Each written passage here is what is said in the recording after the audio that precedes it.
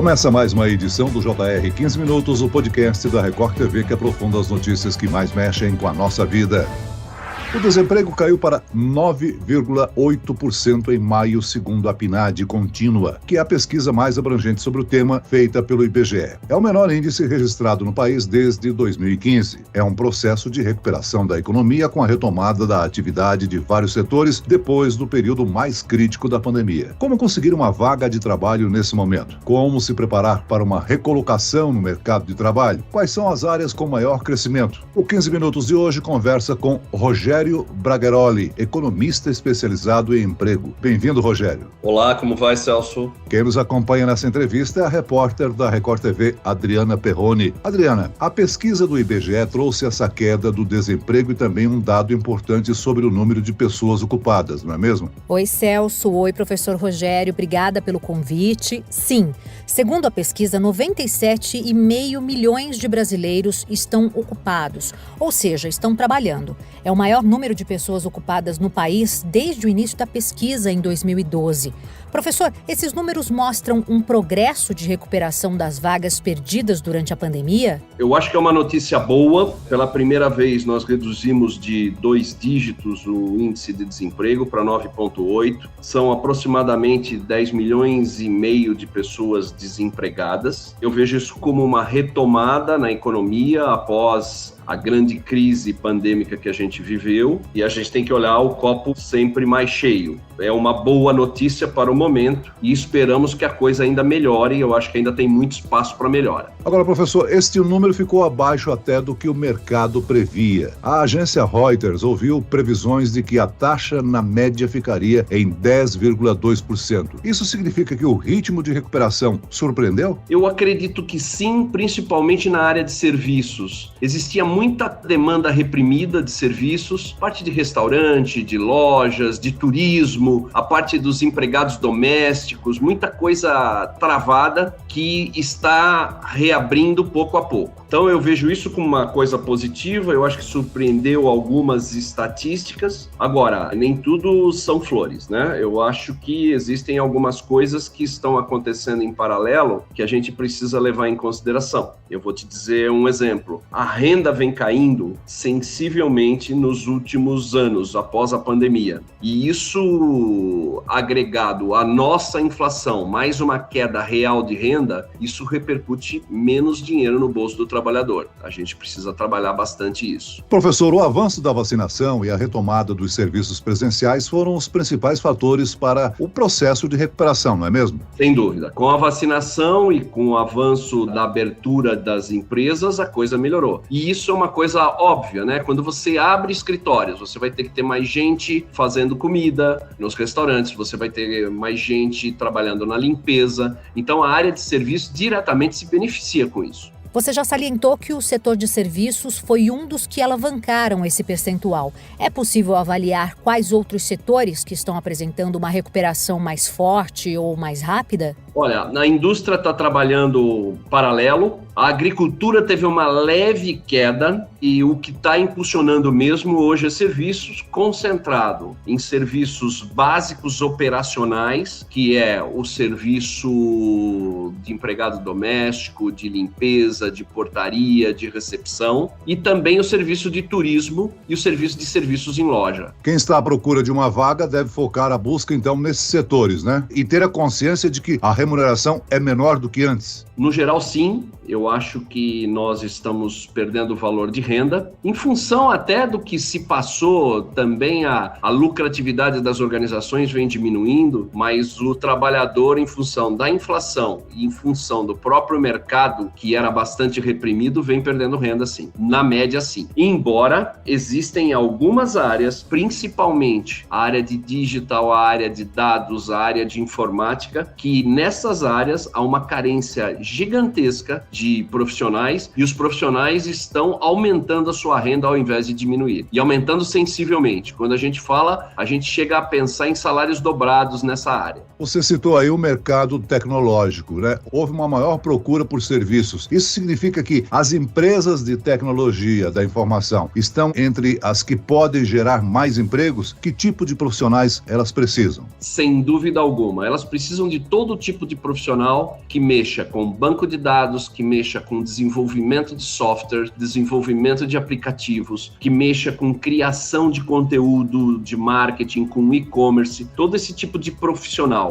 que está trabalhando com digitalização, com e-commerce e com informática, tem muito mais perspectiva de arrumar emprego e, principalmente, emprego muito bem remunerado. Agora, em maio, o Brasil registrou mais de 270 mil novas vagas de emprego com carteira assinada, isso segundo dados do Ministério do Trabalho, porque a geração de vagas desse tipo, que oferecem mais proteção aos trabalhadores, é um indicador importante? É sempre um indicador importante. Como você disse, isso vai oferecer uma série de outros benefícios que o mercado informal não tem. Então, eu vejo que isso é uma coisa bastante importante, porque você tem um respaldo do INSS, você tem o fundo de garantia, você tem alimentação e refeição, você tem condução, você tem uma série de coisas que beneficiam e indiretamente ajudam a renda do trabalhador. Agora, por outro lado, a pesquisa do IBGE aponta também que o maior crescimento da ocupação foi de vagas sem carteira assinada. Nesse caso, a importância desse dado é a garantia de uma fonte de renda para essas pessoas que estavam fora do mercado de trabalho? Sim, o mercado informal ele sempre cresce e eu acho que hoje a gente passa por um fenômeno, eu vejo, existe uma consultoria internacional fazendo um trabalho que muita gente também, preferencialmente as pessoas que têm uma capacitação superior, elas estão pedindo a conta e fazendo seu próprio negócio. Então eu vou te dar um exemplo, Celso, bastante usual. Se eu sou um desenvolvedor de software ou de aplicativo e trabalho na indústria, se eu saio e vou trabalhar hoje como um freelancer, eu às vezes, ou na maioria das vezes, consigo uma renda muito maior do que dentro da indústria. Então tem muita gente hoje buscando flexibilidade, buscando qualidade de vida e buscando maior renda através do serviço não formal, não por carteira assinada. Esse é um fenômeno principalmente dos profissionais que têm nível de especialização melhor. Estamos falando sobre oportunidade de trabalho, né? As feiras de emprego nem sempre garantem uma vaga, mas são uma boa chance de o candidato fazer contato com empresas que estão contratando. Quais dicas você pode passar aos nossos ouvintes para tirar o melhor proveito desses eventos? Bom, então vamos lá. Eu acho que a única maneira da gente aumentar a renda e da gente conseguir fazer um país melhor é através da educação. Isso é básico. E quando eu falo em educação, geralmente é um movimento de médio e longo prazo. Não dá para eu melhorar a minha capacidade educacional em 2-3 meses, mas eu preciso começar e preciso fazer alguma coisa. Então, estudar é sempre importante. Esse é o primeiro ponto. Um outro ponto que eu acho de fundamental importância é a flexibilidade. Quando eu falo flexibilidade, eu estou falando flexibilidade de horário. Por exemplo, eu vou trabalhar numa concessionária que vende automóveis de fim de semana. Isso é ter flexibilidade. Tem gente que não está afim de trabalhar de fim de semana. Então, as pessoas mais flexíveis têm muito mais chance de procurar um emprego. Uma outra coisa, espírito colaborativo. Se a pessoa é proativa, se ela não pensa no resultado individual no curto prazo, ela tem muito mais chance de se colocar dentro do mercado de trabalho. Um terceiro ponto é a exposição. Tem muita gente que está desempregada porque não aceita um salário menor ou não trabalhar na função. Para mim, isso já está ficando no passado. Eu acho que no futuro, cada vez menos vai existir,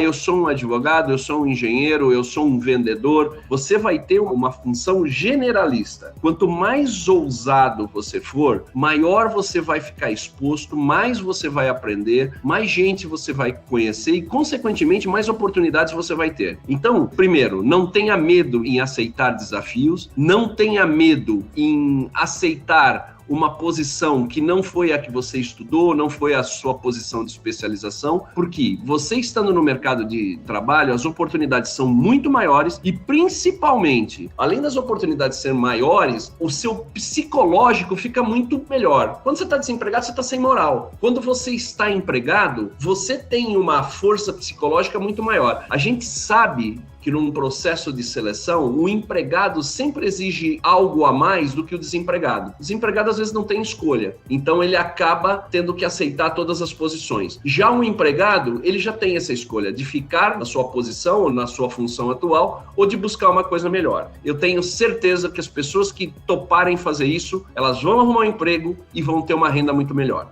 Sem dúvida, né, professor? A reforma trabalhista aumentou a criação de vagas de trabalho temporário, que também podem ser uma boa oportunidade para quem está desempregado. E aí é preciso ter um outro pensamento, né, para aceitar essa vaga temporária, né? Sim. A gente precisa mudar o que os americanos chamam de mindset, ou então a nossa mentalidade, que o importante é trabalhar com vaga assinada. É claro que é muito bom, você tem alguns benefícios, mas em compensação, você trabalhando como temporário ou trabalhando dentro da informalidade, você vai ter uma flexibilidade muito maior de se trabalhar. Hoje eu vejo, principalmente, esse pessoal mais jovem trabalhando em 2, 3 empregos, coisa que no passado era uma coisa bastante difícil, você pensar em 2, 3 empregos. Hoje ele pode fazer um trabalho, vamos pensar até num jornalista, ele pode trabalhar para 3, 4 negócios diferentes no mesmo dia. Então, a gente precisa abrir a nossa cabeça e estar exposto a esse novo mundo do trabalho. Professor, o mercado de trabalho é muito competitivo e temos um grande problema aí de qualificação de mão de obra.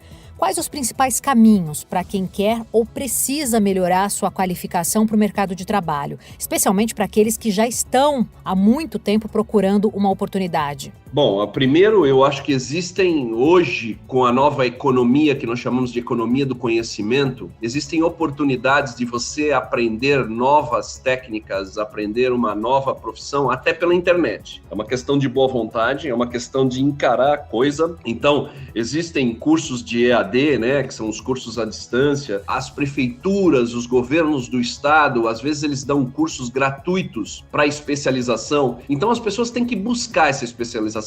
Não adianta ficar em casa esperando o milagre acontecer. O milagre não vai acontecer. Você tem que se expor, você tem que aprender, você tem que ter boa vontade para aprender e você tem que começar. Se você ficar em casa reclamando e dizendo que você não tem oportunidade, sendo que você vai ter cada vez menos oportunidades. As oportunidades estão aqui. Eu acho que a economia não anda nos passos que a gente gostaria, a passos lentos. Ainda vai demorar para você aumentar a renda em função da necessidade de trabalhadores. A gente ainda tem um banco de trabalhadores muito grande. Infelizmente, o Brasil tem uma gama de trabalhadores que a gente chama de trabalhadores comodizados, que são os trabalhadores que podem ser substituídos a qualquer momento por um outro trabalhador, por automação, por robotização. São os trabalhadores não especializados. Então, a probabilidade de renda desses trabalhadores crescerem ainda é muito pequena, a não ser que eles se especializem. E buscar especialização, ela pode ser em qualquer ramo. Eu sou um chapeiro de padaria. Eu não tenho condição de ir além. Sim, existem cursos onde você pode se tornar um chefe de cozinha, por que não? Se você já tem um pouco de experiência, você vai aprender a fazer um prato diferente, você vai aprender a fazer uma coisa diferente. Eu sou um administrador, eu me formei na faculdade e não sei fazer nada. Se você estudar uma outra língua, se você se especializar em informática, as suas amplitudes de oportunidade vão aumentar. Então, precisa se mexer, precisa ter proatividade, precisa ter vontade e não pode desistir no primeiro problema. Professor, a gente pode dizer que, historicamente, a pandemia provoca uma revolução na relação com o trabalho, né? Eu cito isso porque tem vários amigos que acabaram de chegar da Europa e estranharam a mudança em termos, principalmente no setor de serviços. São pessoas novas que estão sendo orientadas por um coordenador. Consequentemente, eu acho que, de uma maneira geral, as empresas estão buscando uma mão de obra mais em conta e preparando uma nova geração de trabalhadores, né? A gente, tanto o trabalhador quanto a empresa, nós estamos aprendendo com esse novo normal, né? Não gosto dessa palavra novo normal, mas com essa nova situação. Eu acho que as empresas também estão tendo dificuldades com esse negócio. Veja bem, de uma hora para outra, por uma situação muito complicada, a gente teve que mandar todo mundo para casa. Agora todo mundo está voltando para o escritório. Eu, por exemplo, estou dando mentoria para alguns profissionais que não se conformam com essa volta. Essa volta faz parte do jogo. Eu acho que daqui para frente vai ter que ter um equilíbrio entre as duas partes. O empregador vai ter que entender qual é essa experiência desse colaborador, vai ter que entender como é que os meus colaboradores se adaptam melhor a um trabalho híbrido ou a um trabalho retornando para o escritório, e o empregado, o colaborador, vai ter que entender que as regras agora estão sendo formadas. A gente está fazendo uma nova história. Não tem receita de bolo, a gente não sabe o que vai acontecer e cada empresa está testando, né? A gente testa, vê o que acontece para ver os resultados. Para mim é um futuro bastante interessante, porque é um futuro de oportunidades, de novas oportunidades. É um futuro onde as pessoas podem criar o seu próprio futuro, criar a sua maneira de trabalhar. Aquele conceito que eu passei, acho que você também passou, Celso, de, nossa, eu começo numa empresa, vou trabalhar com carteira assinada por 30 anos, isso não vai existir mais, ou vai existir numa porcentagem muito pequena. Muito bem, nós chegamos ao fim desta edição do 15 Minutos. Eu quero aqui agradecer a participação e as informações do economista especializado na área de empregabilidade, Rogério Bragueroli. Obrigado, professor. Um grande abraço para você. E agradeço a presença da repórter da Record TV, Adriana Perrone. Celso, eu que agradeço muito o convite, professor. Muito obrigada. Um abraço a todos.